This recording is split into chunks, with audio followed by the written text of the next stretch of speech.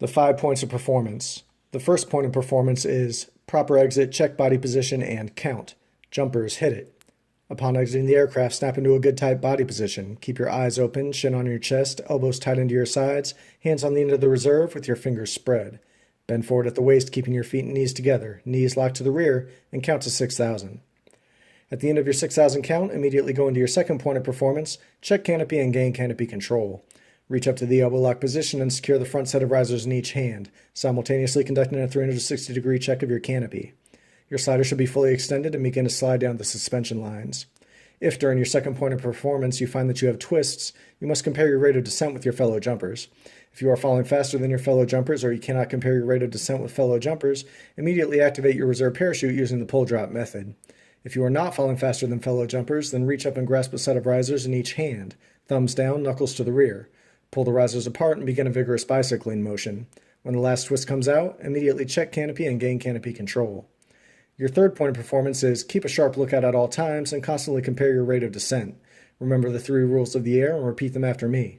Always look before you slip, always slip in the opposite direction to avoid collisions, and the lower jumper always has the right of way. Avoid fellow jumpers all the way to the ground by maintaining a 25-foot separation and continue to compare your rate of descent with fellow jumpers. During your third point of performance, release all appropriate equipment tie-downs. This brings you to your fourth point of performance, which is prepare to land.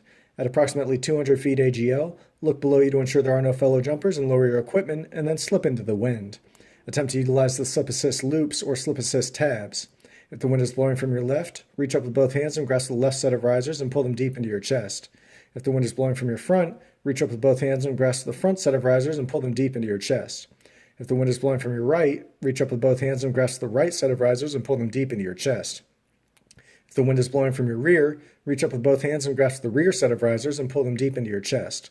After you have slipped into the wind, you will assume a landing attitude by keeping your feet and knees together, knees slightly bent, elbows tight into your sides, with your head and eyes on the horizon. When the balls of your feet make contact with the ground, put your chin down to your chest and execute a proper parachute landing fall. The fifth point of performance is land. You will make a proper parachute landing fall by hitting all 5 points of contact. Touch them and repeat them after me. Balls of your feet, calf, thigh, buttocks, and pull-up muscle. You will never attempt to make a standing landing. Remain on the ground and activate both of your canopy release assemblies using either the hand-to-shoulder method or the hand-assist method. To activate your canopy release assembly using the hand-to-shoulder method, reach up with either hand and grasp the corresponding safety clip. Pull out and down on the safety clip, exposing the cable loop. Insert the thumb from bottom to top through the cable loop. Turn your head in the opposite direction and pull out and down on the cable loop. To activate your canopy release assembly using the hand-assist method, reach up and grasp the corresponding safety clip. Pull out and down on the safety clip, exposing the cable loop. Insert the thumb from bottom to top through the cable loop. Reinforce that hand with the other. Turn your head in the opposite direction and pull out and down on the cable loop. Place your weapon into operation and remove the parachute harness. The next item I will cover is recovery of equipment. Once you are out of the parachute harness, remove all air items from the equipment rings. Unsnap and unzip the aviator's kit bag and roll it 2/3 of the way down, or unzip and turn right side out the universal parachutist recovery bag. Place the parachute inside the AKB or UPRB with the smooth side facing up. Secure the risers and place them under the parachute harness. Non-tactical. Elongate the suspension lines and canopy, removing all debris. Once you reach the bridle line, secure the drogue parachute and deployment sleeve in one hand and begin to figure 8 roll your canopy and suspension lines all the way to the AKB or UPRB, leaving the drogue parachute, deployment sleeve, and bridle assembly on top of the main canopy. Tactical. Remain on a knee at the AKB or UPRB. Begin pulling the suspension lines and canopy towards the AKB or UPRB, stuffing them in as you go. Place the drogue parachute, deployment sleeve, and bridle assembly on top of the main canopy. Snap, do not zip the AKB or UPRB. Secure the reserve parachute to the handles of the AKB or place the reserve parachute in the reserve parachute stowage pocket. Secure all of your equipment, conduct a 360-degree check of your area, and move out to your assembly area. The next item I will cover is activation of the T11 reserve parachute. To activate the T11 reserve parachute, you will use the pull drop method. Jumpers, hit it. Maintain a good tight body position. Grasp the ripcord handle with either hand. Throw your head back into the rear, pull out the ripcord handle, and drop it. Your reserve parachute will activate. Ensure neither hand is in front of the reserve parachute as it deploys. After you activate your T11 reserve parachute, secure the reserve risers. At approximately 200 feet AGL, slip into the wind and prepare to land. The next item I will cover is towed jumper procedures. Jumpers, hit it. If you become a towed jumper and are being towed by your Universal Static Line modified and are unconscious, you will be retrieved back inside the aircraft. If you are conscious, maintain a good tight body position with both hands covering your ripcord handle, and an attempt will be made to retrieve you inside the aircraft. As you near the paratroop door, do not reach for us. Continue to protect your ripcord handle. If you cannot be retrieved, your Universal Static Line modified will be cut. Once you feel yourself falling free from the aircraft, immediately activate your reserve parachute using the pull drop method. If you are being towed by your equipment, regardless of whether you are conscious or unconscious, that item of equipment will be cut or jogged free, and your main canopy will deploy. The next item I will cover is malfunctions. Remember to continue to check your canopy for any damage or irregularities and compare your rate of descent throughout your entire jump. If at any time you cannot compare your rate of descent or you are falling faster than your fellow jumpers, immediately activate your reserve parachute using the pull drop method. The next item I will cover is collisions and entanglements. Jumpers, hit it. Check canopy and gain canopy control. If you see another jumper approaching, immediately look and then slip away. If you cannot avoid the collision, assume a spread eagle body position and attempt to bounce off the jumper's canopy and or suspension lines and immediately look and then slip away. If you pass through the suspension lines and you do become entangled, snap into a modified position of attention. With either hand, protect your ripcord handle. With the opposite hand, attempt to weave your way out of the suspension lines the same way you entered. Once clear, immediately look, then slip away. If you become entangled, the higher jumper will climb down to the lower jumper using the hand-under-hand method. Once both jumpers are even, they will face each other and grasp each other's left main lift web. Both jumpers will discuss which PLF they will execute. Both jumpers will conduct the same PLF. Neither jumper will execute a front PLF. Both jumpers will continue to observe their canopies all the way to the ground. If one canopy collapses, both jumpers will ride the one good canopy all the way to the ground. If both canopies collapse, both jumpers will immediately turn away in order to create a clear path and activate the reserve parachute using the pull drop method. Should you find yourself on another jumper's canopy, without rolling, use whatever means necessary to get off the canopy and immediately activate your reserve parachute. Attempt to avoid the 4 corner vents on the canopy. Should you fall through a corner vent, stay where you are and be prepared to conduct a PLF. If you have another jumper on top of your canopy, continually compare your rate of descent. If you are falling faster than fellow jumpers, immediately activate your reserve parachute using the pull drop method. The next item I will cover is emergency landings. The first emergency landing I will cover is the tree landing. If you are drifting towards the trees, immediately look, then slip away. If you cannot avoid the trees and have lowered your equipment, look below you to ensure there are no fellow jumpers and jettison your equipment, making a mental note of where it lands. If you have not lowered your equipment, keep it on you to provide extra protection while passing through the trees. At approximately 200 feet AGL, assume a good landing attitude by keeping your feet and knees together, knees slightly bent, and chin on your chest. When you make contact with the trees, rotate your hands in front of your face with your elbows high.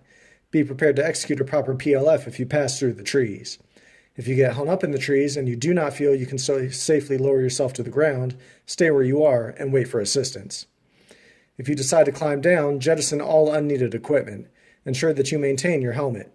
Activate the quick release in your waistband. With either hand, apply inward pressure on the ripcord assembly. With the opposite hand, remove the top tuck tab. Maintain steady inward pressure, and with the opposite hand, insert it behind the ripcord assembly and apply inward pressure. Grasp the ripcord handle with the opposite hand, pull it, and drop it.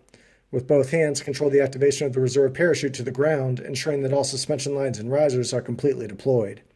Disconnect the left connector snap and rotate the reserve to the right. Attach the left connector snap to the triangle link on your right side. Seat yourself well into the saddle. Activate the quick release in the chest strap and completely remove the chest strap from the chest strap friction adapter. Grasp the right main lift web with either hand below the canopy release assembly, and with the other hand, activate the leg strap ejector snaps and climb down the outside of the reserve parachute. Caution must be taken when climbing down the T11 reserve suspension lines because of the slippery coating applied to the suspension lines. Remember, when in doubt, stay where you are and wait for assistance. The next emergency landing I will cover is the wire landing. If you are drifting towards wires, immediately look and try to slip away. If you cannot avoid the wires, look below you to ensure there are no fellow jumpers and jettison your equipment, making a mental note of where it lands. Ensure that you maintain your helmet. Assume a landing attitude by keeping your feet and knees together, exaggerating the bend in your knees, eyes open, chin on your chest with your back arched. Place the palms of your hands high on the inside of the front set of risers with the elbows locked. When you make contact with the wires, begin a vigorous rocking motion in an attempt to pass through the wires. Be prepared to execute a proper PLF in the event you pass through the wires. If you get hung up in the wires, do not attempt to lower yourself to the ground. Stay where you are and wait for assistance. The next emergency landing I will cover is the water landing. If you are drifting towards a body of water, immediately look, then slip away. If you cannot avoid the water, look below you to ensure there are no fellow jumpers and lower your equipment. Next, jettison your helmet, making a mental note of where it lands. Activate the quick release in the waistband. Disconnect the left connector snap and rotate the reserve parachute to the right. Seat yourself well into the saddle and activate the quick release in the chest strap, completely removing the chest strap from the chest strap friction adapter. Regain canopy control. Prior to entering the water, assume a landing attitude by keeping your feet and knees together, knees slightly bent, and place your hands on both leg strap ejector snaps. When the balls of your feet make contact with the water, activate both leg strap ejector snaps, arch your back, throw your arms above your head, and slide out of the parachute harness. Be prepared to execute a proper PLF if the water is shallow. Swim upwind or upstream away from the canopy. If the canopy comes down on top of you, locate a seam and follow it to the skirt of the canopy. The next item I will cover is life preservers. When jumping a life preserver and you are unable to slip away from the water, activate it during your third point of performance. Lower but do not jettison combat equipment. Be prepared to execute a proper PLF if the water is shallow.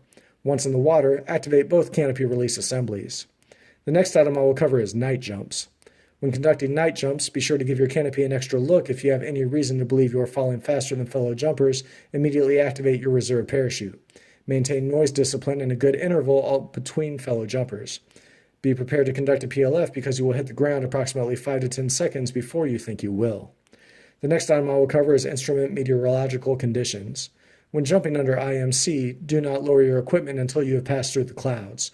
Do not slip unless you have to avoid a collision. If you have any type of malfunction or any reason to believe you are falling faster than fellow jumpers, you must immediately activate your reserve parachute using the pull drop method, because you cannot compare your rate of descent with fellow jumpers. Ensure you recheck your canopy once you pass through the clouds. The final item I will cover is parachute landing falls. We will now move to the PLF platform and conduct one satisfactory PLF in each of the 4 directions.